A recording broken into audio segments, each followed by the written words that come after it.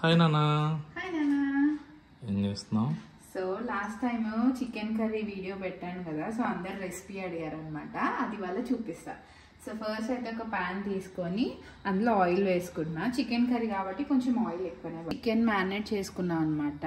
అందులో కారం, అల్లం పేస్ట్, సాల్ట్ కొంచెం కొంచెం వేసుకున్నాను, మళ్ళీ ఆయిల్లో వేసుకోవచ్చు అని.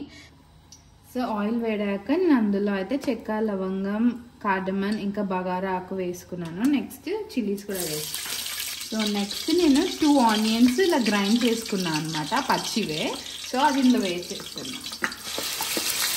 సో నెక్స్ట్ కొంచెం సాల్ట్, కొంచెం పసుపు, నెక్స్ట్ అల్లం పేస్ట్. సో మంచిగా కలిపేసుకొని మంచిగా ఇందులోనే పుదీనా కూడా వేసుకోండి. సో ఇంత మంచిగా ఫ్రై అవ్వాలన్నమాట ఆనియన్స్ అవన్నీ. సో ఇందులో ఇప్పుడు మనం కారం వేసుకుందాం. సో ఇలా నీట్గా కలిపేసుకొని ఇప్పుడు చికెన్ వేసేసుకున్నాం ఇందులో.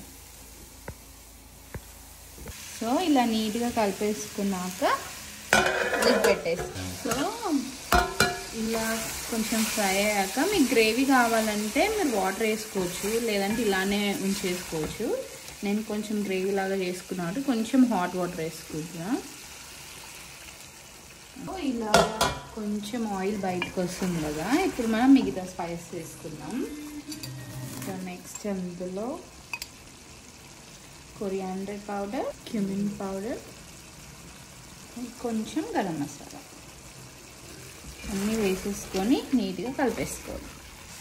సో మొత్తం కర్రీ అయితే రెడీ అయిపోయింది. సో లాస్ట్లో కొరియాండర్ వేసుకోవడమే, అంతే.